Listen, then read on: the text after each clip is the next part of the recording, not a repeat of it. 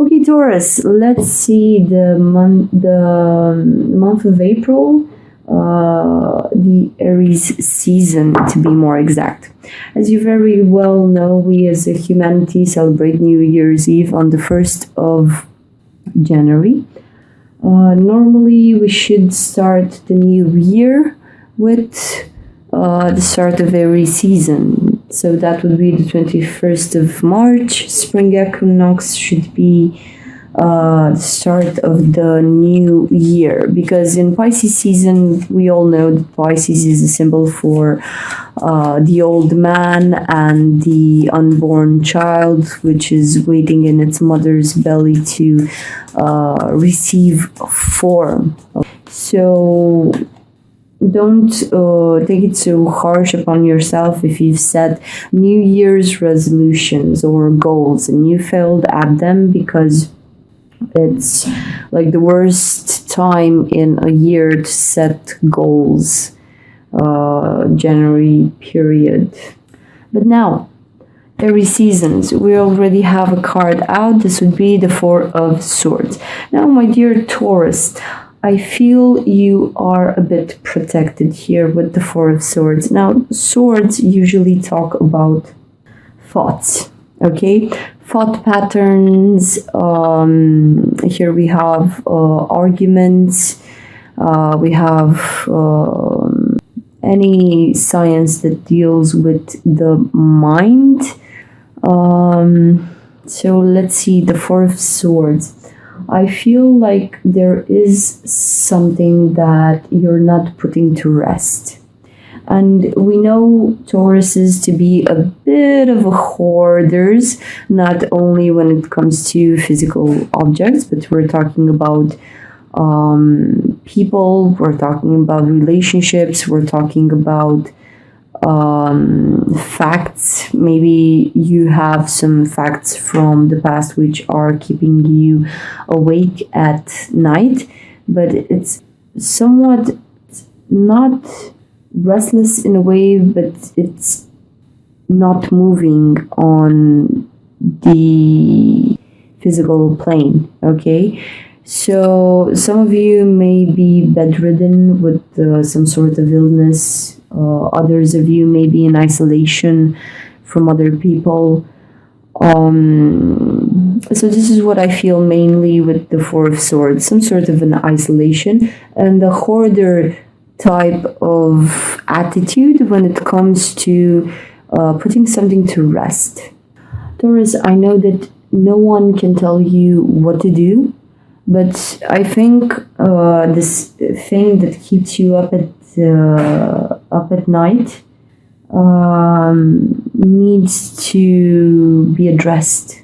And as I mentioned before, for those of you who are bedridden, there's a silly story here where if you run away from some things which, let's say, should be dealt with, to be more exact, you have several things inside of you which need to be put.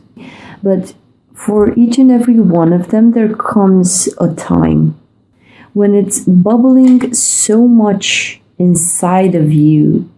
You've twisted and turned the situation or the aspect or the concept on every side possible. Okay, you've seen all the facets, and yet, my dear Taurus, cannot let go of it.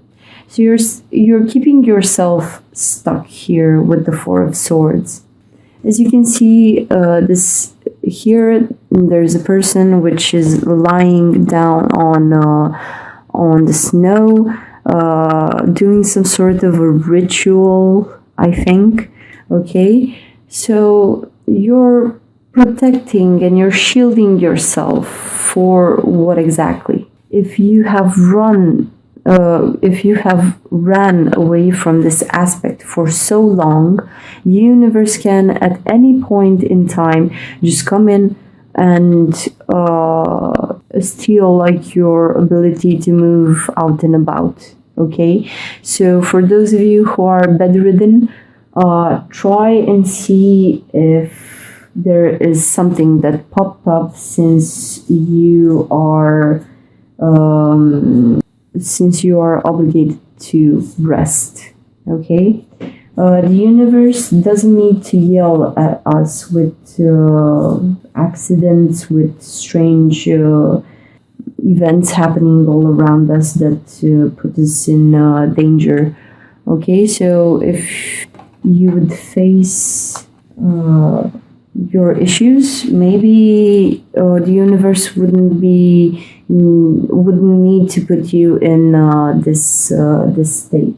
1 second, because one card just flew out of the deck while I was shuffling. And after the Four of Swords, here afterwards comes the Six of Pentacles. So you're moving from one extreme to the other. It's like my Taurus has been missing for quite a while. And when he comes back into the world, when you come back to meet and greet people, I see you in the Six of Pentacles energy, where you give so much of yourself. But Taurus, deep down inside, aren't you giving to other people in order to fix them in the way in which you need fixing here? Because Taurus, you're a giver, okay? No doubt. When I see the Six of Pentacles, I clearly think about Taurus. You're gifted in this life with having human comforts, let's say. And there's no need for me to repeat the fact that most of you Taurus, actually share this goodness with others. But here I feel that you run the risk of trying to fix something within you which you're incapable to do. It's like letting that one thing to rest, okay? Let it die completely and be gone from your system. You're holding on to it, and whenever you come into contact with other people, because you need to point your horns in a direction and actually go towards the people in your life, whenever you go towards them, it's like you're overgiving of yourself and your goods. I almost feel some of you are betting on the fact that if I give to others, this is sort of a good karma that maybe, just maybe, it could somehow come to me in this very easy way and have this whole thing dissolve here, this inner conflict here. Taurus. It's not bad, okay? So the Six of Pentacles, I'm actually happy to see the Six of Pentacles. I love seeing people collaborating with each other, okay? And you Taurus, it's like you have a lot of abundance and wisdom to share with others, okay? But try not to get lost in how should I say this? Okay, try not to get lost in helping people with one situation. So what I mean to say is that give a man a fish, he will eat one day. Teach a man to fish, he will eat for a lifetime. Okay, so he will not starve a day in his life. I would advise you to think about this whenever you open your mouth or your wallet or anything to help anyone else, okay? Because you run the risk of giving too much energy for isolated cases from which that those people that you're trying to help won't understand much in the end, okay? I mean, you help them transcend one thing, and when the new thing comes, that person is back to square one, okay? Because they had like no contribution. I'm sorry, Taurus. Okay, and the other two cards that popped out are the Three of Swords and the Queen of Pentacles. So it's clear as daylight, okay? However much you would like to portray this beautiful, healthy, and abundant energy, I see you flanked here by swords. Okay, so we have the Four of Swords and the Three of Swords. This is somewhat going backwards. So, what I'm thinking here with the Three of Swords, this is heartbreak. Okay, but the swords are lessening in a way. So we're going backwards. You're starting off this process of going backwards towards your original pain in every season. So we're going from being inactive, sort of paralyzed in a way by the things that are inside of you. So I'm thinking the thoughts that you have of not letting something go, and now I see what you're not letting go. This is some sort of heartbreak that may have happened in the past or not, but in spite of it all, you still find the energy and the time and the resources necessary to share with others. Although this sharing, however much volunteer work you do, it's not gonna fix these thoughts and aches that you have inside of you. And yet, in spite of it all, in spite of this heartache that we see here, we're not quite at the whole truth of it because we don't have the Ace of Swords here, but it's somehow linked to your heart. There may have been a romantic endeavor from the past which has devastated you, and not a whole lot of people know about this, but you still walk around with these scars in your heart, okay? But in spite of it all, in spite of all of this, my beautiful Taurus finds the energy to center yourself in Aries season, because I see here the Queen of Pentacles. So at the end of the day, in spite of whatever has been, Taurus, at the end of the day, you're still a wonderful girlfriend, a brilliant lover, a sister, a mother, a father, a brother, all in one. Okay, so the Queen of Pentacles is like all the family you need in one person. This is an abundant person taking care of the richness that she holds. I mean, if you can see in this card, the Queen of Pentacles has like a dog sitting way down here at her feet. So a healthy Taurus would make anyone feel this warm, comforting feeling that maybe they would find themselves in, these people that are near you would find themselves enveloped in a general feeling of love and goodness and abundance. They feel taken care of, okay? Because you're very capable here of handling all that is, okay? So this Queen of Pentacles, you Taurus, I think you're holding back. I think people can only see and maybe notice this Four of Swords. It's like your absence, but this is you being on your own and letting these thoughts run through you. And on the exterior part, people only see you as being very, very abundant, very well put together, very empathic towards others because you help a lot of people, okay? Yet our dear Queen here has something hidden here in the heart. Yes, it's sort of a double life sort of theme here. So the base for Aries season would be the bottom of the deck here. So the base for everything that is happening in Aries seasons would be the Eight of Wands. Okay. Now the Eight of Wands, I can see how this would be the source for everything here. We have a quick exchange of information. We have messages going back and forth.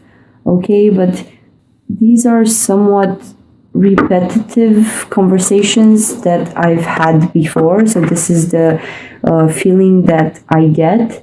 It's like, however much I would try to twist and turn this truth inside of me, I'm not at the core of it yet.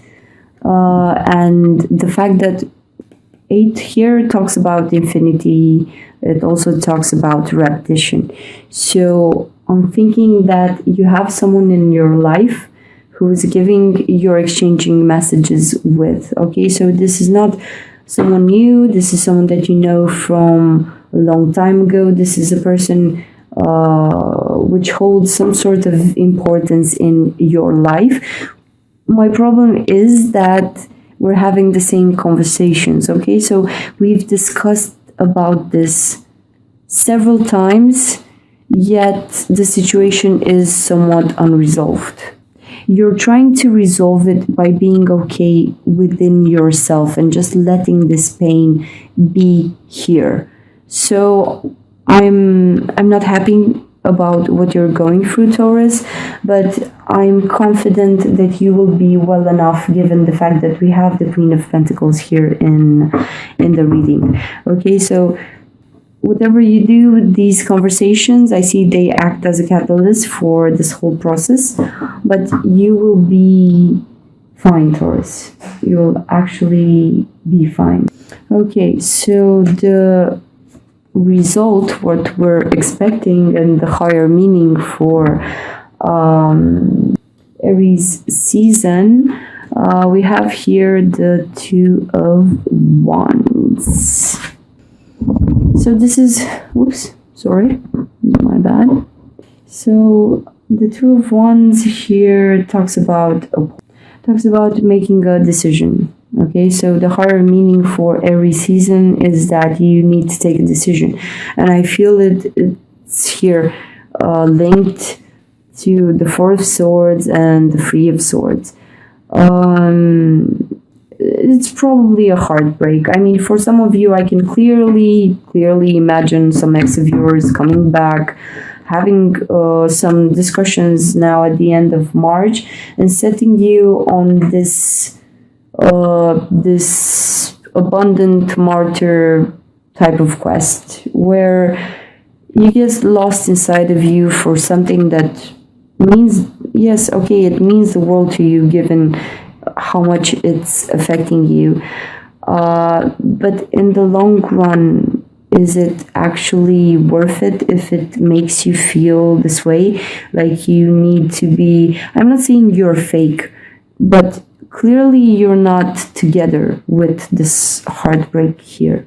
Okay, so the higher meaning for Aries season would be that you just need to let some things go.